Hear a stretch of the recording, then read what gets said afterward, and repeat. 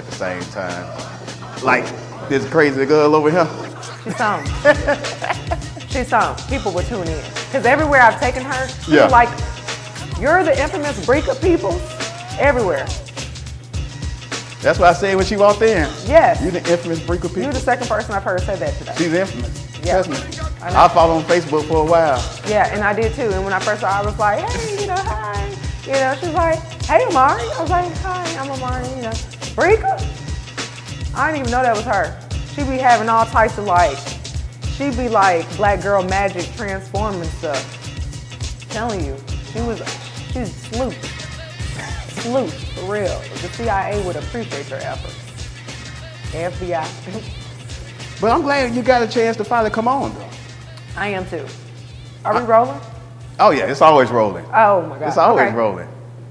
Because we supposed to did this a while back, but Yeah. life happens, things happen, but It it's does. like perfect timing. It is, yeah, lots going on. So in case somebody don't know who you are, tell the people who you are and what you do.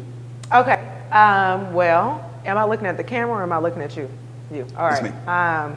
So my name is Omari Hosang, and I am a mother, number one, but I'm also an organizer, and this is happening less and less, but when I used to say I'm an organizer, people would ask me, like, do I organize stuff? Like things? Yeah. No, I don't. I'm horrible at that, actually. What I do is organize around systemic change. And so I deal a lot with what people regard as social justice, bringing people together behind a good cause. So that's what I do. How long you been doing that? Professionally, I've been an organizer since 2012. Okay. When I graduated from Tuskegee. Woo woo. All right. TU. I know I'm in Grambling and Southern Land, so I tread lightly with that. But Hey, you got to rep where you went now. you Don't got be to. scared, man. HBCU. All the way. Yeah. All the way. My bad, man. It's so got my throat. You cut that part out. See, maybe that should be water instead of wine. Man, it's got to be wine. Then Jesus blessed the dinner with wine. Yeah, he didn't put no water out there. Yeah, he did turn it into wine. And that's what we're trying to do right now with this moment. Turn some water into some wine. Well, the big thing, first, I want to thank you for being on the front lines. When people hear front lines, they just think it's the military. Right. You got your doctors and nurses that's on the front line with COVID-19. And then you got people like yourself and others that's on the front line with what we currently got going on right now.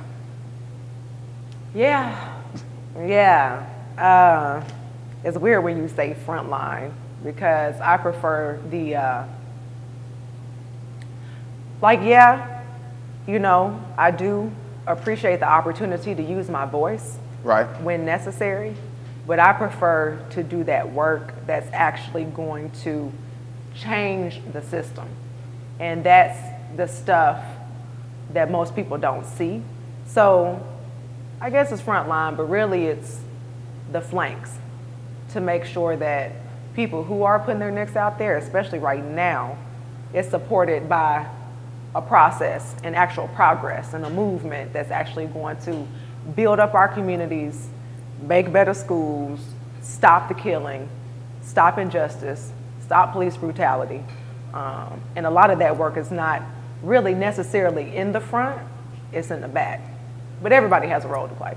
But yeah, that was just weird how you say front line. I say the front line just because when I got to see the protest video, because there was some video out there. Yeah. I seen you and a few other people speaking. Yeah. You got your generals, you got your lieutenants, Yeah. you got your troops. Right. Most of the generals and the leaders, they speak. Not listening to anybody's role. Absolutely. But when you talk to the people, Yes. you are in the leadership role at that point, whether you know it or not. Yes. So that's the reason I say that you was on the front line. Absolutely. And me being ex-military, I mean, Yeah. that's my lingo. And I mean, and it correlates because we're in a war. Right. So, I mean, it makes sense for you to use that type of terminology. Right. When you first seen the video, which came out, what, Monday? Yep. Coincidence? Well, no, I think, so it happened on think it Memorial Day, Right. but I'm not sure exactly when the video hit. But Coincidentally, yeah, around that it time. happened on Memorial Less than Day. a week ago, yeah. When you celebrate people that's passed away, Yes. which is just eerie. And I'm gonna be honest with you, like, like the media keeps showing the video and you hear snippets and like you like hear a bit and you see the knee but I've not watched the entire video. I can't do it. And actually I think it was Philando Castile where I stopped being able to really stomach watching the video, and if I do, I'll watch it on silent because it's just too much. I mean, I don't like watching death anyway, it's graphic, but I think that a lot of people feel like I feel like we can't, I mean, we're done watching these horrific deaths that become hashtags. Don't nobody want to grow up and be a hashtag. We want to grow up and build lives that mean something, that are meaningful. And there are so many things that are stopping us. And one of them are overzealous police. So we have to stop that, you know. So I don't even know what your question was, but. No, that's fine, that's fine, that's fine. I stepped upon this. I like people to express themselves. Hey, it just leads a certain way. So, I mean, what is the plan? What are we going to do to stop this systematic racism, racism in the police force, et cetera, et cetera? Because I don't have my ass beat by the police in Georgia. You did? Yeah. For no reason. That is horrible. On the traffic stop. Leaving the Freaknik. Maybe, you know, we weren't supposed to be there, but it don't matter. This was in the 90s? Yeah, we was coming out of Atlanta, man. I was like about 16, 17 years old. Like, where y'all coming from? Hey, you know, we leaving this event. Where y'all going? We going to Texas. Step out the car. What we do? You asking too many questions. We got rights. Well, I thought we had rights. That damn club got on my ass. Man, and they put the dogs out, you know? Oh, Lord. Like, and I'm from Alabama, so Georgia's right there. Like, Atlanta to Birmingham is like Dallas to Shreveport. So it's like, and them Georgia folk, that's not, you don't want to be. I mean, in general, you just don't want to be stopped by a police officer because it could lead to something like what happened to you, which I'm sure wasn't fun. And it wasn't painless. I'm sure it was a little bit traumatizing. Yeah, quite a bit. And see, I haven't even been beat or even touched wrong. Well, hell, that's good. But I'm still, like, I had a situation where he got aggressive with me in the presence of my son. And I was like, I must say, and it was somebody who looked like me in the uniform.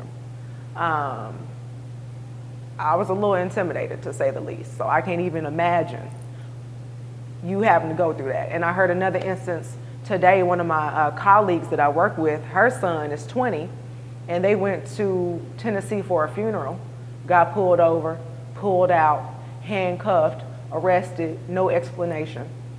15-year-old, 20-year-old, and however old she is.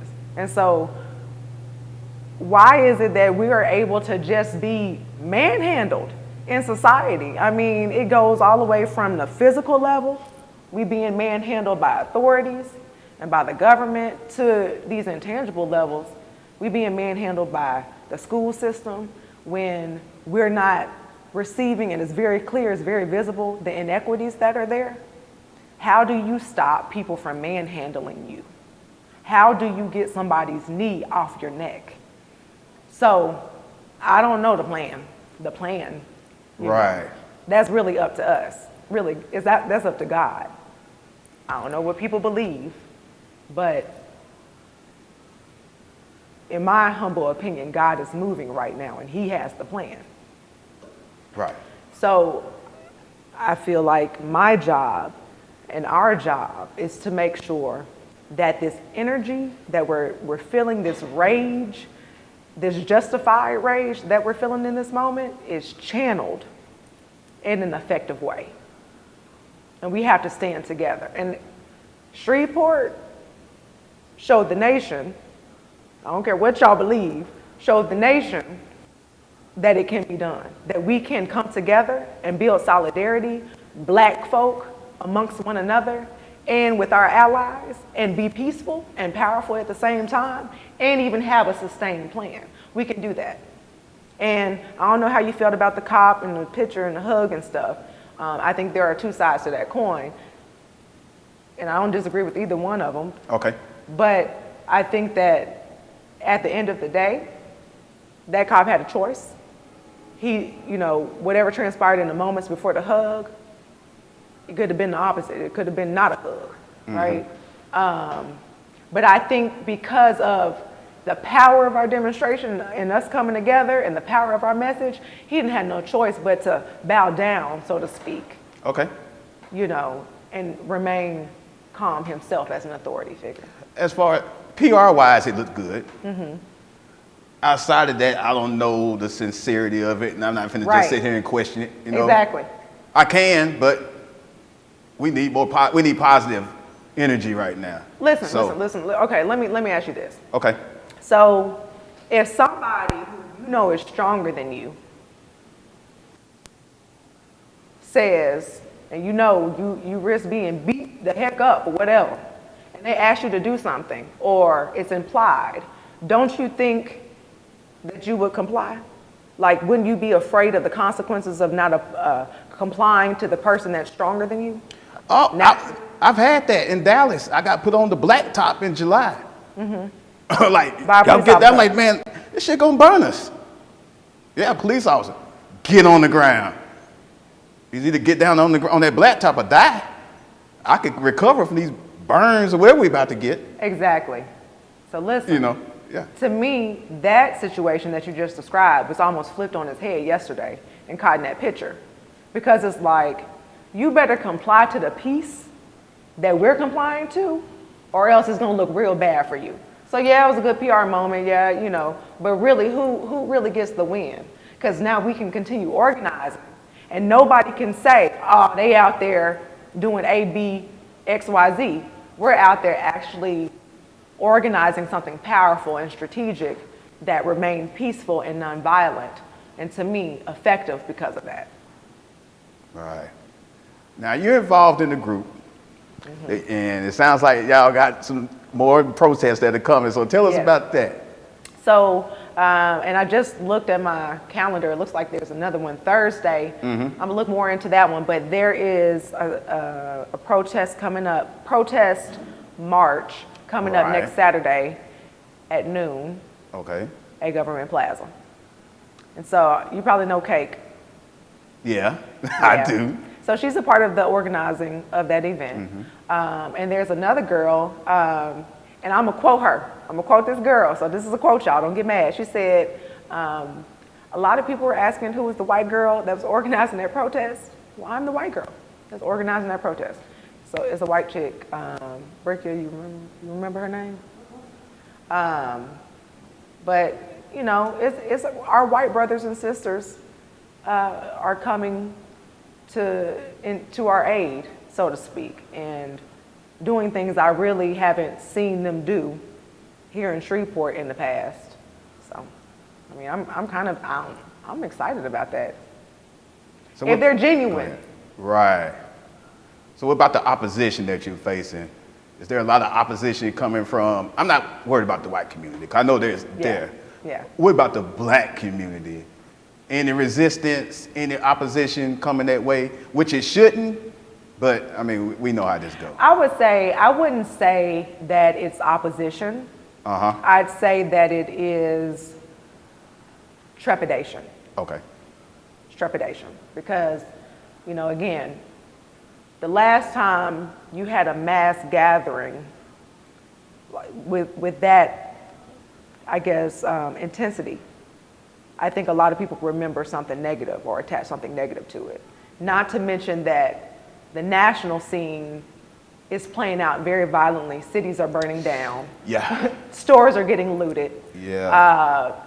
Police cars are being set on fire. Police officers are being asked to kneel and threatened, you know. So I think there's trepidation, and I think that they are afraid, even if they know it's not going to be us, that it's going to be forces that provoke or use that opportunity to sow seeds of chaos. So I can understand that. But then, you know, you also have the element of fear that's even deeper than some events that just happened. It's fear that comes from historical trauma. And we have to really think about Shreveport and think about Caddo, Bloody Caddo. That's some real, that maybe there's not people alive that remember it, but there's people alive whose mama and daddy may have remembered that and told them stories about that.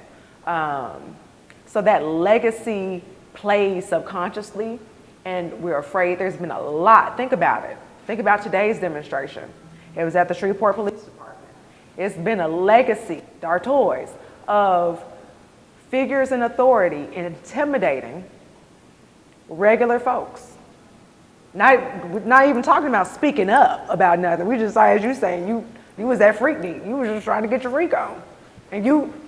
Oh yeah. Yeah, and so we're getting harassed and intimidated living our daily, everyday, regular lives. So when you talk about people rising up and saying, hey, I'm not taking that anymore. I don't care who you are. I don't care who you know. We friends. We got a mutual friend. You put me on a board or a commission. You keeping me out of jail. Whatever the circumstances are that are keeping so many leaders silent right now, I think that is the type of fear that's deep and causes folks to kind of act in ways and say things that they really don't even probably mean. It's just the playing out of this subconscious fear.